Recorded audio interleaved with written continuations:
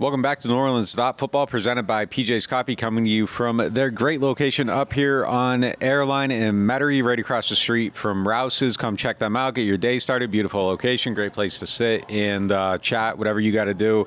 Eat a beignet and start your day right with PJ's. Tyler Shough.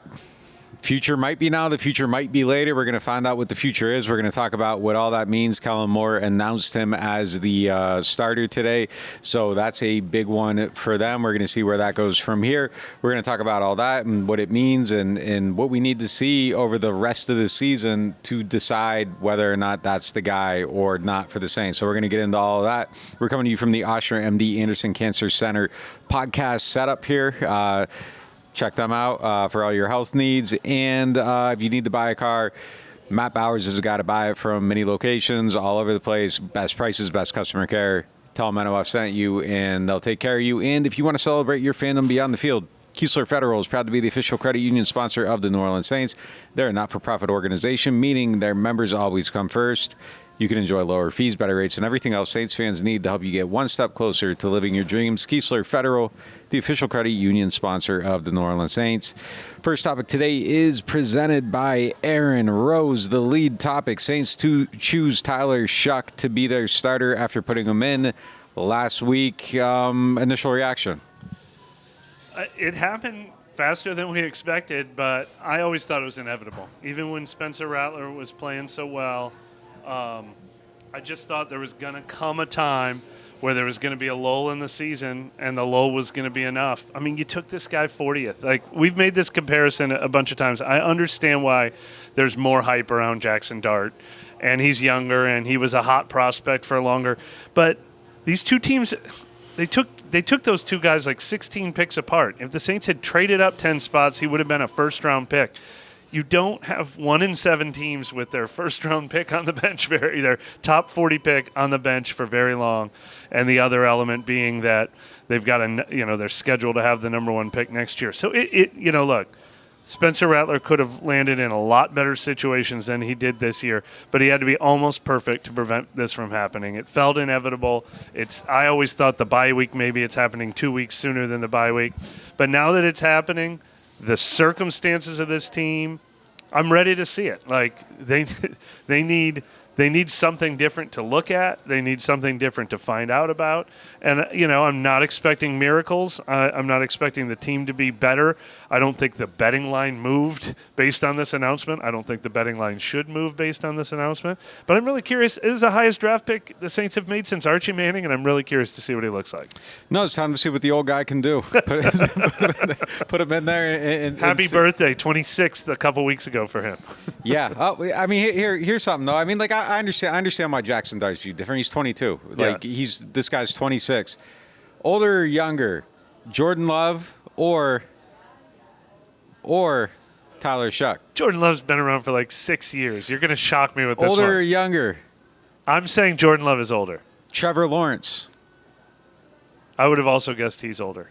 Trevor Lawrence is older? Shough's older than him. I know that. Jordan Love is older than Shough? Jordan Love is 26. He's a couple months younger. Yeah. I believe. Bo Nix. Oh. Bo Nix is younger. Is he older? He's younger by okay. He's Shough's older than him by a year. Okay. Yeah, I mean, but he's an old guy. He's an old guy. He's barely younger than Justin Herbert. You know what I mean? So like, I get why the perception isn't quite the same. No, I get it. But it's like, I've said this all along. The Saints could have traded up. We were on alert. Will they trade up? The Giants traded up. They felt like they had to trade up. I thought the Saints might too.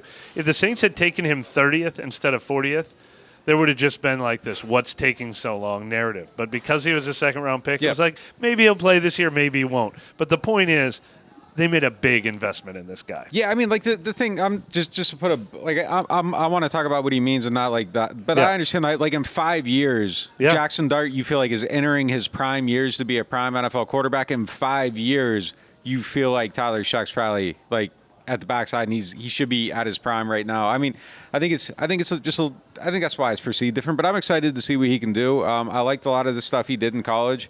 As we've said a million times, like guys that you aren't pressed to take in the top 10 usually don't make it. Guys that you take in the top 10 usually don't make it. Yeah. Guys that you take in the second round, it's like 3 out of the last 10 have become decent players in the NFL. Derek Carr was one of them. They don't typically make it, so the odds are significantly against this guy. But you bet on traits. There's a couple traits here to like, and there's some stuff not to like. And I think we kind of saw all of that. We saw a microcosm of that in the second half of the last game. I think we saw the easy arm strength down the field, the aggressiveness. It felt like it opened up. It felt like, oh, okay, you might be able to convert a 3rd and 8 now, finally, with this guy in the game, because he's going to attack and he's going to get you there.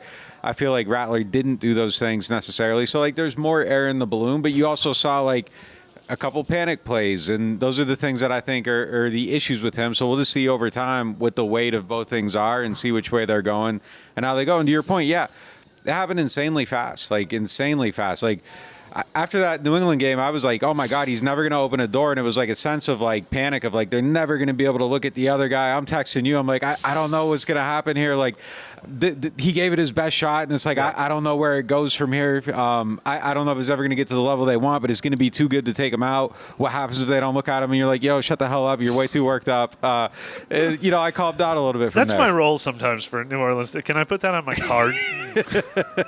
Talking Nick off the ledge. But like it felt like it was like, hey, he's never gonna make a mistake. He's never gonna make. And then all of a sudden, like it just like, poof. I didn't expect that either. And look, I mean, the other thing that's so interesting about this is I don't think Tyler Shough's going to be better than Spencer Rattler. That's a high bar. Spencer Rattler put a high bar out there, and I think Tyler Shough could be worse than that. I expect him to be worse than that. Another part of the equation with Shough is there's not a ton of buzz around him because he didn't light it up this summer. We didn't have like remember that second preseason game, the 3 touchdowns in the second. He didn't have those moments. He didn't have those moments in training camp practices. He had some good scrimmages. He had some good moments, but he didn't up the buzz. So I think we're going to see growing pains. I think we're going to see a work in progress. But what is really interesting, and this is one of many things that's unfortunate to Spencer Rattler, is Spencer Rattler went through the gauntlet. Like, this Rams game is going to be really tough on Tyler Shough, but after this Rams game is over, I think Rattler played like 6 of the toughest games on the whole schedule, and then the second half of the schedule gets so much easier. You get both Carolina games, you get Miami, you get the Jets, you get the Titans, you get both Atlanta games, a team they usually match up well. Like, Shough could even play not quite as consistently good as Rattler did and find the wins that Rattler could never find. Yeah. And that'll be really interesting, too, in how all of this is viewed. In fairness to Spencer, if this is the last time he starts a game, like, just contextualizing it, I would probably say that we probably saw a guy that probably got to around being 24th, 23rd, 22nd best quarterback. I think you could stack the deck around him. If you gave him a tight end that could consistently catch, wide receivers that aren't giving the ball away, I think that you could conceivably see somebody even that we would portray a little bit higher with a little bit added help. I don't think – someone asked me in our chat the other day, like, was he like, how do you evaluate him when guys aren't making plays? I don't think that there was anything here that held back an evaluation. Like, you had an offensive line, the ball's getting thrown, all that stuff. But like, I think that perception of like, if you win a game, like you're gonna automatically perceive someone as being better. If you found a way to beat New England, we view that better. Like, so I think you could have stacked the deck around him and got somewhere. But I think you're still in the back half of that league. I think, the back half of the starters. Yeah. I think the same thing's going to be true with Shough. We'll see where it goes from here, but I think you're right. He set a great bar. Like, I don't think you're just throwing this guy away. Like, I think that I could see him popping up somewhere as a spot starter and having people have the discussion all over again. Like, should he be the guy? Like, should they play him? So I think that there's good potential there, and he showed it. It's just, for me, I think as you're building a team in the circumstance they're in, if you had like a built-out team and he falls into it, you're probably looking at it and like, how do you get the puncher's chance to go to the playoffs or whatever? But like, this isn't a team that's in that situation. Like, this is a team that's rebuilding. You need everything, and unfortunately for these guys and for Tyler Shough, you're viewing them through the prism of everything else that is out there. So just kind of rolling this ahead, this topic is presented by Rouse's, a continuation of this conversation. Like, right now they do have the Rouse's is the official supermarket of the Saints. They do have the number 1 pick right now. If drafts today, and that opens the door to everything else. Like, you're looking at Fernando Mendoza, Ty Simpson, Dante Moore, Lenora Sellers, whoever else is making a push late. All those guys are in that mix right now. And you have to judge him against all those guys too. And I think that's why the evaluation is like so important going forward. And it's not the 6 games, it's not the 4 games, it's not the after the bye. Like you're getting like a legitimate half a season, a little more actually, because halftime of this game will be halfway through the season, to kind of look at everything and see where they stack up against all those guys. And that's the thing for both of them. It was never the battle between the two. It's the battle between them and those guys. Like it's everybody else. Someone was asking me this. They're like, well, what if he is like the 15th best quarterback? Like Shough, you get to the end of it and you feel like he's the 15th best. All right, cool. But like, what if you feel like Fernando Mendoza could be top 10? Like there's a huge difference between guy 17 and guy 10. There's a huge difference between guy 15 and guy 8. Like you're talking about what is the Jared Goff cutoff, and then like guy 15, 16, 17 is like Kyler Murray. Well, that's like a world of difference there. It's funny. My thinking was, once you get into the 7th and 8th picks and stuff like that, like then you're really projecting or whatever. But if you love Drake May though, but what I was going to say is somebody pointed out to me like the Justin Herbert year, and obviously what Bo Nix has been for Denver. I mean, I suppose Pat Mahomes. You could. He was like once in a generation. But I'm just saying, like you could see the guy at pick 10 that you're like, this is the guy. Yeah, I think we like to think that the only sure it. things are 1 and 2, but sometimes the teams find those guys.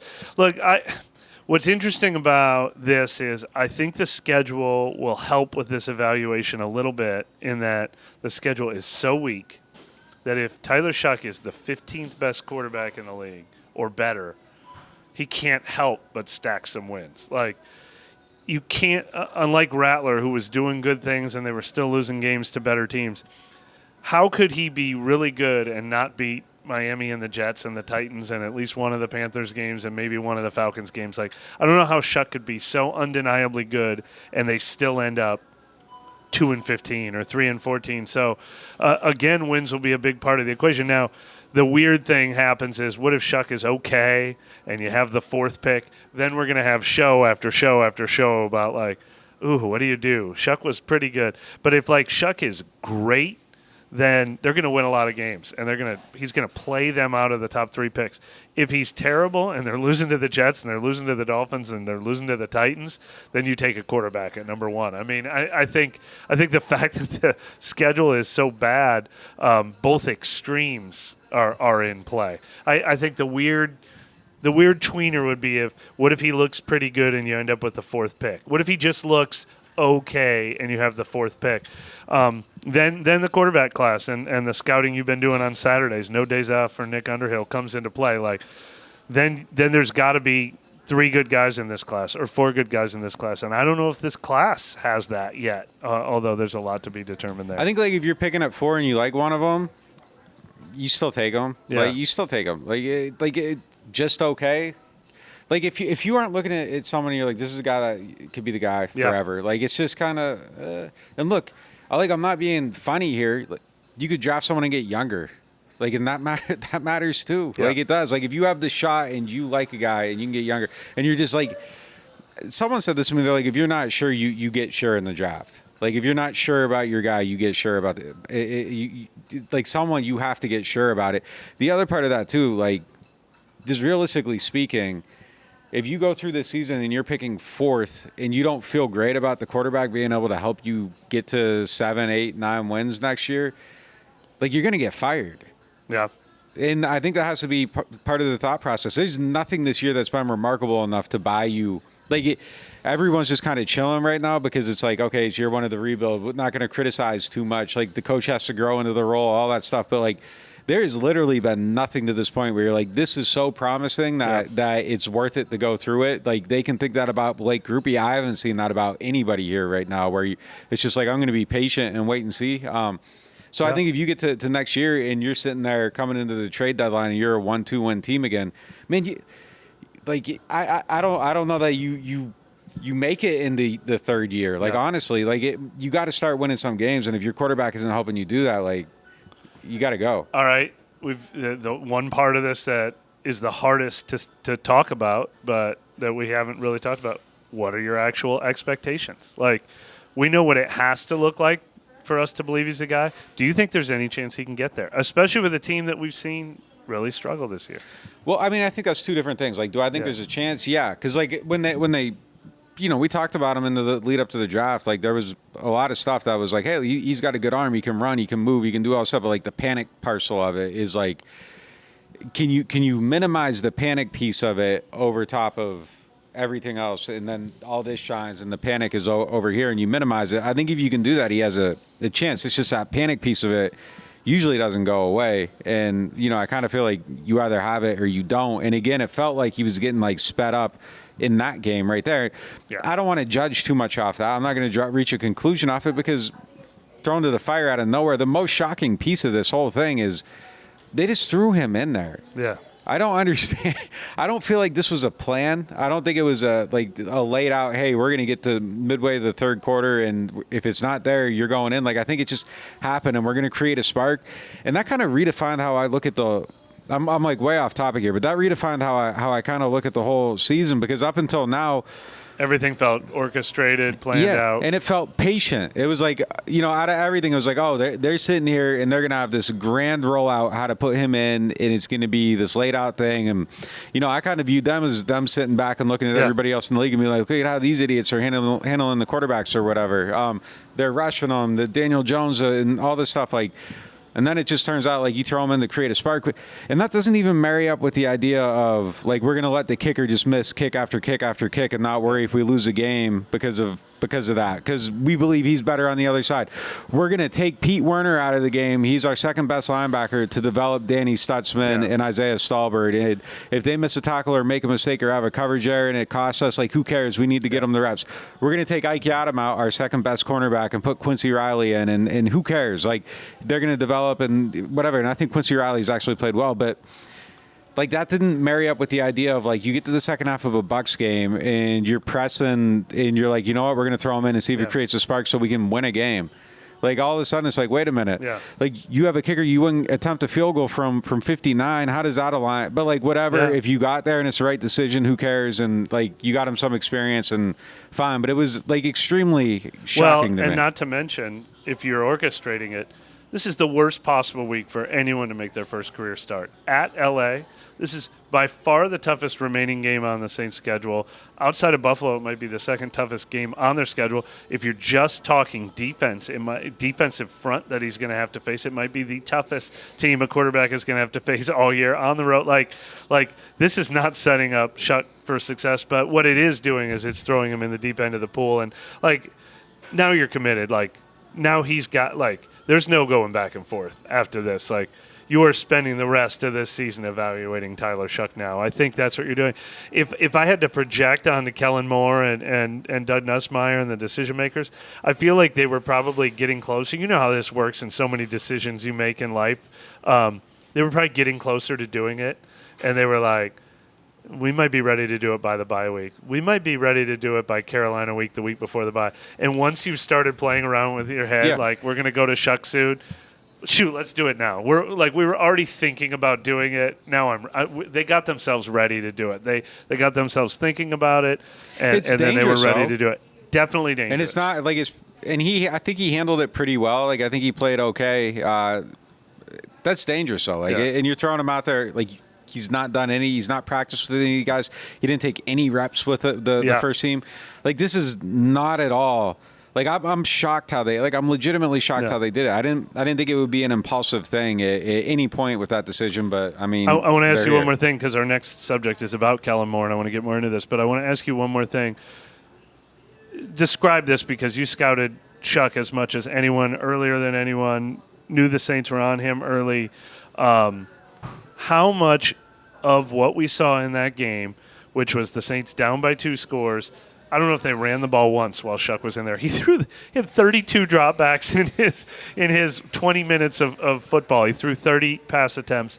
How much of the throws downfield that we saw do you say dismiss some of it because of the game situation, but how much of that was, no, that's what he looks like. Like, that felt Jameis-y. That's what he does. No, he attacks. I think we saw it all through camp too. Like, we do the throw charts or whatever, and like, he had way more down. I mean, obviously it's accelerated and on steroids and heightened and all that because of the game situation. But he's definitely a much more aggressive quarterback, and I think we saw it in preseason. I think we saw it in camp. I think that's just who he is, and I think, a lot of times in camp they're going down the field and we're charting it, the full field drives, and it's like, the Shough drive lasts 8 plays and the Rattler one would last 18, and it's just kind of, it's like, geez, this is really what they're gonna do.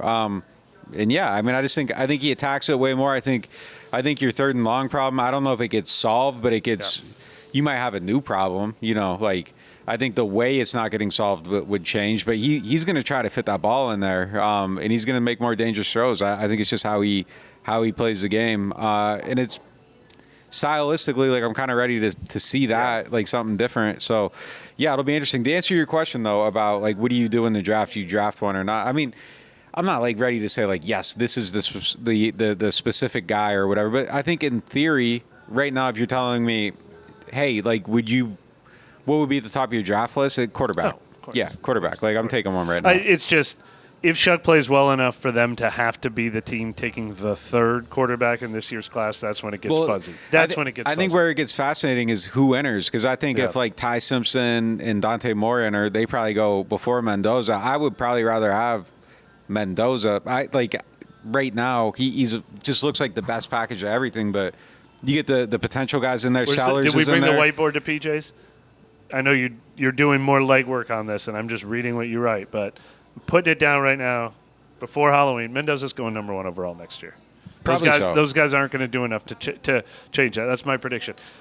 That's my bold prediction with three months of actual college football left to be played, and then 3 months of fake guys in shorts and everyone trying to talk themselves into Lenora Sellers. I think Mendoza's the number 1 pick. If Sellers enters, I still think he goes number 1. Yeah, it'll be interesting. Yeah, I mean, like, someone's going to talk themselves in, and I guess it depends who it is too. Like, if you feel like you have time or you need someone, I don't know, like. If you need to be saved, you can sell yourself on Sellers being the savior, and I hope maybe there's not getting there. I hope there's at least three guys that teams consider saviors. Nothing would be better for the Saints than having 3 options. If this is another Cam Moore draft where there's only one sure thing, that's where it gets dicey. I like Mendoza though. I'm a Mendoza head myself, so that'd probably be where I go. We're gonna hit a quick break. We'll be right back. Ochsner MD Anderson Cancer Center is proud to team up with the NFL and the New Orleans Saints Crucial Catch mission to tackle cancer and save lives. Together, they're helping more people access the tools needed to detect cancer early and promoting prevention and early detection. Learn more at ochsner.org/endcancer. Rouse's Markets is voted best grocery store in New Orleans, best grocery store in Baton Rouge, Mississippi, Gulf Coast, Thibodaux, Houma, Hammond, Lake Charles, Mobile, year after year. Thank you for choosing us best grocery store on the Gulf Coast. Number 1. Thank you. Thank you. The number 1 grocery store In Mississippi, Alabama, Louisiana. 1 million customers a week can't be wrong. Welcome to Rouse's. I used a home equity loan from Keystone Federal to fix up the garage. Because living your dream means living your way. And the kids take off field. Not even game day. The NewOrleans.Football show is proudly presented by PJ's Coffee. PJ's Coffee has some of the best drinks that you can find. They have locations all over the city. They have pastries and everything else you need to get your day started. So go check them out. I don't play favorites with our sponsors on the show, but one of my favorites for sure is RV Masters. You guys have been watching our show lately and you've seen our awesome new van. That thing is decked out. And the best part about it is I took it up to RV Masters and I was like, this is what I want to do, but I had no idea how I wanted to do it or how to get it done. And they took care of it from start to finish, brought me out for updates, were giving me new ideas, and they made it exceed my wildest dreams. And they will do the same thing for you. RV Masters offers full service RV, motorhome, and travel trailer repair. They have preventative maintenance and service packages for your RVs, your AC, your generators. They specialize in solar and lithium upgrades, satellite TV, and Starlink. They'll take care of you if you get into a collision. Whatever you need, they got you. And I can speak from experience because they definitely had us on our new van. I cannot vouch for anyone more than I vouch for RV Masters. RV-Masters.com. Go check them out. I believe it, I can see it. If it's in my sights, I achieve it. Ain't no leaving, no defeating. Show up, complete, and repeat it. I Are you ready? Are you ready? Are you ready? Get game ready. Play Game Ready Scratch-Offs and Fast Play from the lottery. Win up to $100,000. Enter the second chance drawing for a chance to win up to $1 million.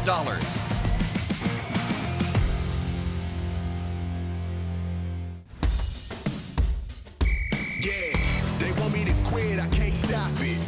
I'm out of this world, I'm like a rocket. And you can never be us. We not afraid of the pressure, cause we good in the clutch. Yeah. Get game ready. Play Game Ready Scratch-Offs and Fast Play from the lottery. Win up to $100,000. Enter the second chance drawing for a chance to win up to $1 million.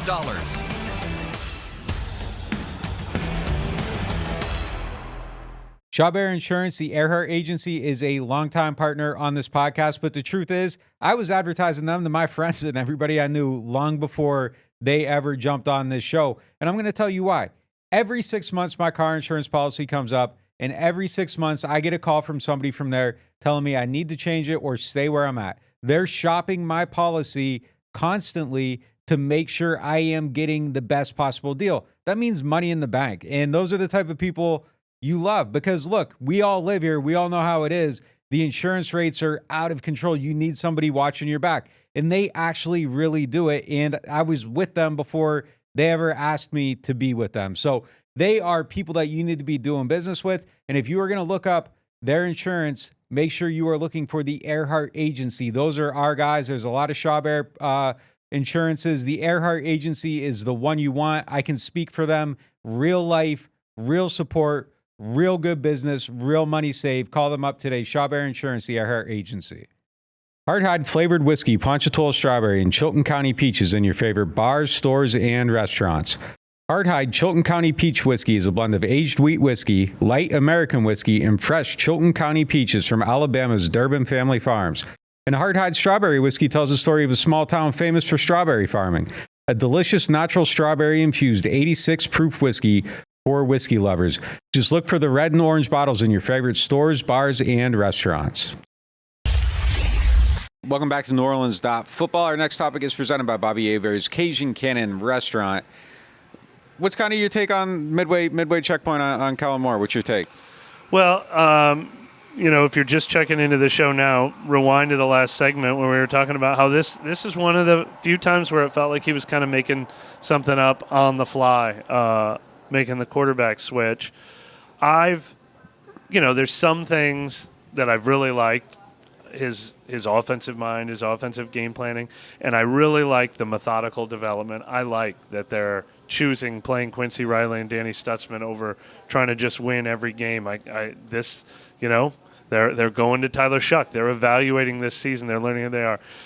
I think it's also very clear that he's going through his own growing pains, and he doesn't have all the answers. And I think we've heard a little more frustration from him now that they're 1-7. I mean, some of the quotes after this game and on Monday, where I think he was trying to be kind to Spencer Rattler and saying it's not Spencer Rattler's fault, it's my fault. But the other stuff about why have you started taking the ball at the beginning of the game? Why did you only run the ball 5 times in the first half? His answers are, We've been down 14 points in every game, and I'm trying anything I can think of to be the team that scores first. And, he's starting to throw more. He's starting to change his opinion on deferring. He's changing who he wants his starting quarterback to be. I think we're realizing that he doesn't have a very good team, and he doesn't have the answers for how to make them better right now, which is to be expected. We did not expect this team to be that good, and we did not expect to make him be a miracle worker. But I think we're seeing him swimming in it right now. I definitely think we are. Yeah, the change in tone again, like the mid game going to Shough thing, like shocked me. But yeah, I think you just hit it on the head right there. We're seeing more like for a while it was just kind of like, oh, okay, they're cool, just kind of going through this and they know what it is. And, I don't think it now all of a sudden, like it's coming from him, the frustration more so than even like anybody else. I agree with the growing pains part of it. The penalties are still a thing like that's kind of a problem. Yeah. The game planning, generally I've been okay with it, but not really. You can't run the ball for whatever reason. The only game that's the biggest disappointment of his offense is They went into Buffalo, not to interrupt, but to make sure we sit on this point. They went into Buffalo, and they ran the ball so well in Buffalo. And his point was, we talked about it all week, that not only did we think we could run against this team, but we want this to be our identity. We thought all along that would be their identity with the running backs and the offensive line that they have. They have given up even trying to run the ball. Like, they have no not only do they not have a plan for running it, they have no confidence in being able to run it. It's well, crazy. Here's the thing. What I was going to say, though, like, yeah, they go to Buffalo, they run the ball, they're playing under center in that game, and they're effectively running it, and they become an outside zone run team, which is the thing that worked so well for this team last year. And then every other game, they're just living in shotgun, slinging the ball down the field. They run the ball 6 times with the running backs in this game. They have 3 runs early from Alvin that equate to 12 yards. Then he doesn't touch the ball again for 27 snaps. That doesn't make any sense to me. They aren't doing any screens. That doesn't make any sense to me. Like, when he was with the Chargers, he ran screens to Eckler, so it isn't just like a thing. But then, like, I was watching old press conferences from, because you kind of look at Zeke, and it's kind of like when he was in Dallas, and it's like his usage is really high in year 1, and then it kind of goes down. And I was watching these, like, press conferences, and it's just like repeatedly, like, how come you aren't giving the ball to Zeke? How come you aren't giving the ball to Zeke? How come you aren't giving the ball to Zeke? And I'm just like, this is what's kind of going on here right now.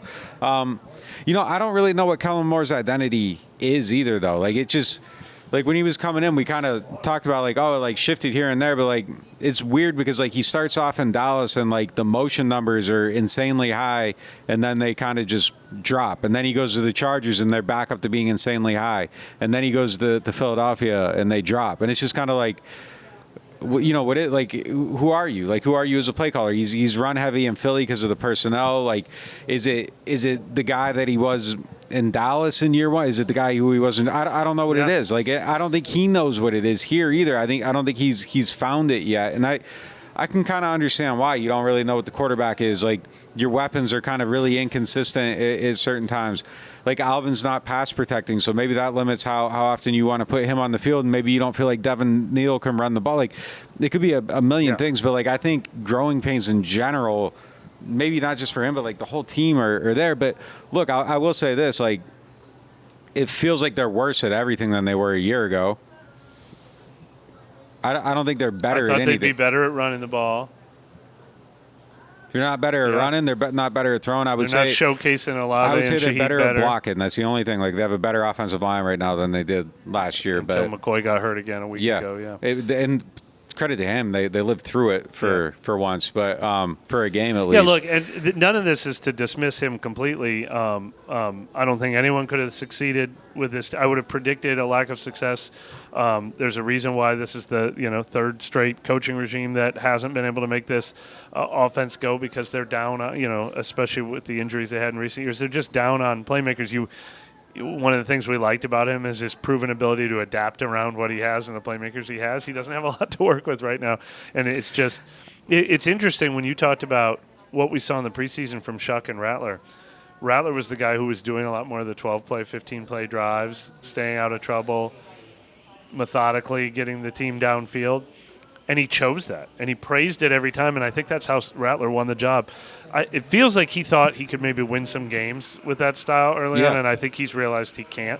Yeah, I think he got probably married to the idea of, like, and there's stats that support this. If you win the turnover battle, like, the winning numbers are insane, like insanely high. And I think he married into, like, okay, look, we can do that, and we'll have a shot. And I think the best laid plan, like, just quickly fell apart. Yeah, I don't mind it. I mean, I'm glad they hired a rookie coach. Like, if they had hired Mike McCarthy, he might have come in here and hit the ground running a little more based on his years of experience. But they are going with a rookie coach just like they're going with a rookie quarterback now. So he's allowed to have these growing pains. I just think this is the stretch where we've seen him the most blatantly, I think.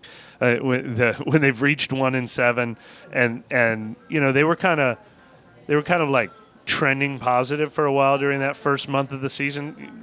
The loss in Buffalo was considered positive. Then they got the win against the Giants.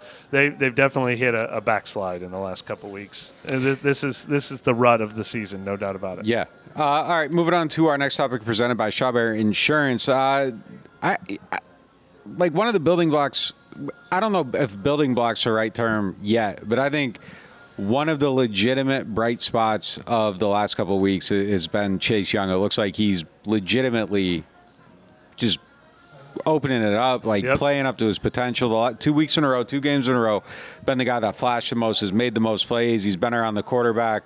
He's been like getting off the line so quick that it looks like he's about to intercept passes to the flats. He's been involved on 3 different sacks. He's hitting the quarterback. He looks great. He looks healthy. He looks like he's moving really, really well. It feels like that could be a guy, if he continues to do this throughout the rest of the year.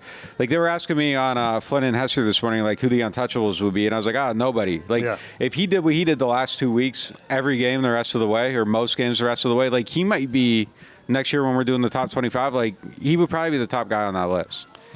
I mean, look who you're talking to here. Like, I never sold any of my Chase Young stock. I even bought up a little more when it was on sale during the first 5 weeks of the season. I always thought this was possible with him. I've never denied the talent. Like, I always wondered, it was injuries for a while, it was situation for a while or whatever. I did worry that the 5-game hiatus during was going to like undo all the positive momentum of a fully healthy offseason. Mm-hmm. But he looks now like I thought he was going to look like in week 1. I did wonder if missing 5 weeks would slow him down. And so that's, very excited that they have a player who seems to be trending up. Real quick, let's go back to older or younger. Chase Young or Tyler Shough? Oh, Chase Young's younger. No, Chase Young's older by about 190 days. Oh, well, that's insane. But they're both though. 26. But what were you going to say about him? It's the consistency piece of it, and I think that's always been. Like, he's always had – it's the consistency piece. Like, if he can do it consistently, sky's the limit for him. Like, it's always been that. Number 2 pick in the draft. Like, me and Adam were talking about it the other day, like, who was the last, like, can't-miss guy, and we were, like, Clowney, and it was like, yeah, but Chase Young, too, was, like, kind of, like, defensive pass rusher. Yep. Like, he was in that conversation, and, like, just viewed that way coming in, like, this is the guy, like, the huge talent, all that stuff. Like, it's just the consistency piece of it. If he can do that, like, bang, off he goes. Like, I feel like the scheme fits him. He's playing well. He feels good. I think he's carrying himself with, it just feels like he's kind of approaching it with, like, from a place of joy right now. Like, doesn't feel like he's frustrated or anything. Like, I think he's in a really good place. I'm kind of cautiously betting on seeing it the rest of the way. Another name in this same category. Couple good week stretch for Kool-Aid McKinstry, I think. I don't think we think we're going to put Kool-Aid McKinstry at number 2 on next year's ranking the players on the roster list. But even if we're putting Kool-Aid McKinstry, no kidding. Team. Even if Kool-Aid McKinstry's in our top 12 next year, I would think that's huge, huge, huge. They need young players who you're like, well, they have that we consider assets that we would put on what do the Saints have? Is Kool-Aid McKinstry?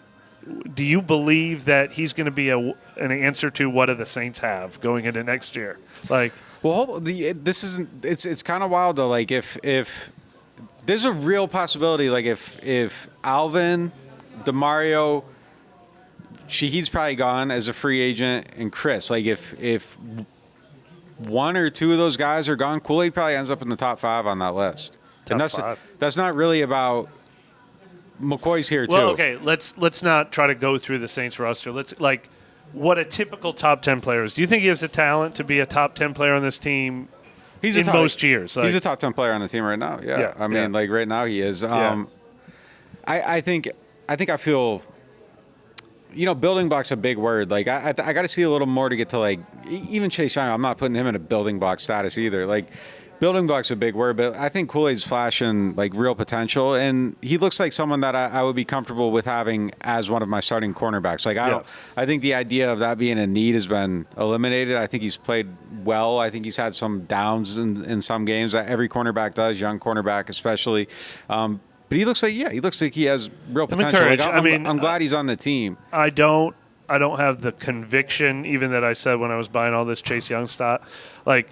Kool-Aid's worried me every once in a while that, like, 2 good games, it's happening, and then 2 games are like, well, he's still a work in progress. Like, I'm not sure, but the one thing about him is he carries himself with a tremendous amount of, like, poise and confidence. Like, he carries, like, corner is, like, almost like a position right behind quarterback where you're, like, the way someone carries themselves makes a big difference. And he seems to feel and move like – he believes he's a number 1 corner, and he's not afraid of any matchup in the league. And it was the 2 plays on the goal line stand where after they got shut down on 5 running attempts the first time, they decided to throw at him twice with maybe Rookie of the Year Emeka Buka on one of them, and he denied both of them. Like, I think he is perfectly comfortable in those moments, and that does go a long, long way. Yeah, to have a guy like that. I'm very encouraged by most of what we've seen. For the most part, though, like, look, we were kind of looking at it. Hey, are they going to need 2 corners? Are they going to need 1? Are they going to need 3? Like, what's it going to be? I think he's somebody I'm extremely comfortable with starting on most teams. Like, obviously some teams have different rosters, but like most teams, he's a solid starter right now with the arrow pointing up for him. We're going to hit a quick break. We'll be back with the Get Gordon question of the day. Big news from the home team. Introducing our newest sponsor, the Mortgage Brothers. With over 30 years of combined experience, the Mortgage Brothers are the quarterbacks of home lending, calling the right plays to get you across the goal line. Whether you're a first-time buyer or a seasoned vet, they'll coach you through every down and make sure you feel like part of the team. They're backed by Cross Country Mortgage, the #1 retail lender in the nation, so there's no loan playbook they can't run. FHA, VA, conventional, RD, and more. They're lifelong season ticket holders, local guys who know the field and your market, and their online application takes less than 10 minutes. Why fumble your mortgage with some online lender who's never even watched your team play? Stick with the Mortgage Brothers, the trusted pros who play to win. Mention NOF and get $500 back in lender credit toward your closing costs. That's money back in your pocket when it counts. Visit mortgagebros.money and start shopping with confidence. Because with Mortgage Brothers, it's always no flags, no fumbles, just smooth closings every single time. Score big with kickoff combos at New Orleans Hamburger and Seafood Company. Don't pass on your choice of our seafood combos or our slider specials. Served with a side of garlic herb fries. Run in now for specials starting at $9.99 at New Orleans Hamburger and Seafood Company. I got hurt in a car wreck.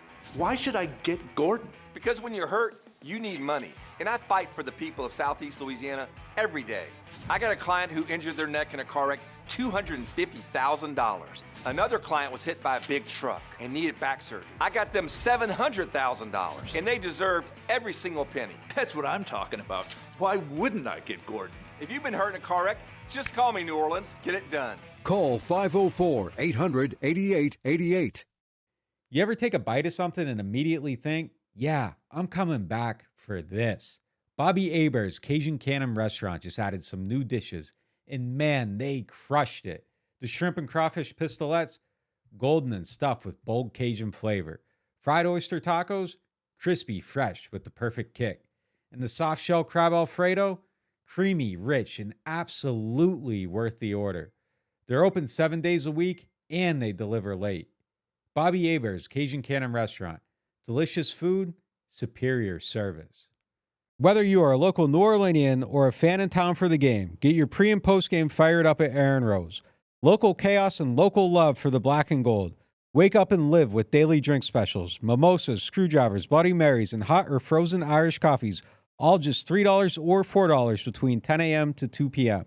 Aaron Rose, half a block from Bourbon Street in the French Quarter, 811 Conti Street. Attention Saints fans, don't let pests and termites invade your home field. Trust the team at Red Pest Solutions to tackle those unwelcome visitors. Call the Red Man today for unbeatable pest and termite control. Score peace with no pest. Visit redpest.com, REDDPEST.com. Welcome back to NewOrleans.Football. It is now time for the Get Gordon question of the day, presented by Gordon McKernan Injury Attorneys. If you need help, make sure you get Gordon. Car wrecks, whatever, make sure you get Gordon. Question of the day comes from our guy Wesley. He said, why did the Saints not run the ball? I think they just outsmarted themselves here, man. Yeah. Like, I know he said that some of them turned in, they were RPOs, and it was better to throw it than run. I get it. I think he said some of them were, extensions of it with the wide receiver screens and all that stuff. Okay, cool. I get it. I just think there's always, like, and coming from the guy who's introduced a phrase that I had never heard in my life before, mixed down football. Like somebody that talks about it all the time. They'll only run the ball 6 times with young quarterbacks against a blitz happy team with the center out. Like, it just felt like a very easy way to kind of take some pressure off and maybe create some advantageous looks. I think they outsmarted themselves in this one, honestly. Yeah, I mean, look, you could say when you look at the final rushing totals, oh, yeah, they were down in the whole game, but sort of, kind of. I mean, it was, 7-3 at halftime? Yeah, it was a close game. And they only had 5, design runs in the first half, 5 non-QB runs in the first half. And then even Tyler Shough entering the game when it was 17-3. He came in the third quarter. It was down 14. He could have gone on a 12-play drive to begin his Saints career, and then it would have been 17-10. And it's all right, this is anyone's game. It's very weird. I mean, you made the point earlier in this show about Alvin being off the field quite a bit, maybe partially because of their, concerns or frustrations with his pass protection. But so you put Devin Neal on the field for that, but he had 0 carries. Taysom Hill was available as a runner. He had 2. There were opportunities to run the ball in this game. And if you want to stop having 3rd and 15 and 3rd and 16 and stuff like that, then having a run game would help. I don't know. Again, we know that they wanted that to be part of their identity, and their lack of confidence in it is probably the most disturbing part of it. Yeah, it's crazy. And the pass pro piece of it is definitely a thing, but this is also a team that will just do a basic slide right and not have the tight end chip on the backside as he goes out into his route and just free runner right into the backfield. I don't know. It felt like they outsmarted themselves on it a little bit, and it's just something you got to establish. I just never understand too. You'll anytime you talk to a play caller, and I've never called plays at an NFL game in my life. I only call plays on Madden. But I know I can go press the buttons I want to press and get to the play I want to get to. If I want to run the ball, I can run the ball. It's just it's the flow of the game, the opportunity wasn't there. But why not? You create the opportunity. If you want to run the ball and build off it, and if you want to go under center for a series and set up some play action, and I don't, it's just kind of surprising it got away from. I was doing a Tehran show yesterday. You guys can go make sure listening to Tehran too. But he was just it looked like it was just one of them games where they decided they were going to go half and half and just evaluate the quarterbacks like a preseason type game, and it was just weird. But you don't do that. That isn't what they were actually trying to do. But that's what it ended up looking like, because it's we're gonna have a shootout, and I don't understand how it happened. Well, I did specifically ask Kellen Moore about it yesterday, and we talked about this earlier in the show also, but it is worth reiterating. Part of it was, you said maybe outsmarting himself, but it was by design that they decided to try to attack this team with the pass. He said for 2 reasons. One, he said he thought he liked some of the matchups there. But again, we have been down in every single game this year. We have not scored first in any of these games this year, and we wanted to be aggressive early and try to score first, and throwing was part of our approach. So he very much it wasn't came into part this of the game. it was the approach. It was the approach. He very much came into this game saying, what we've been doing hasn't been working. So in this game, we're going to go down the field. And here's the worst part. On that opening drive, first of all, Rattler started 8 of 8 in this game. And he did convert the 3rd and 9, and he did convert the 3rd and 8, the things he hasn't been doing. And then Rattler was the one who fumbled after they crossed midfield on that opening drive on a scramble. And I got to think that sort of blew up part of the plan, and maybe was part of the thing that frustrated Moore enough. So he was pressing probably as a play call. He started pressing, trying to chase points, was terrified of getting behind. But I think it just made it worse. Yeah, it made you one-dimensional. And then now you got they're teeing off on you. It's just not. It wasn't a good situation. It just wasn't. It wasn't his best game as a play call. It just wasn't. I mean, 3 points to tell you that. Yeah. All right. Well, it's going to do it for today's show. Make sure you come check out this PJ's location, Airline Highway in Metairie, across the street from Rouse's in Old Metairie. Talk to you next time.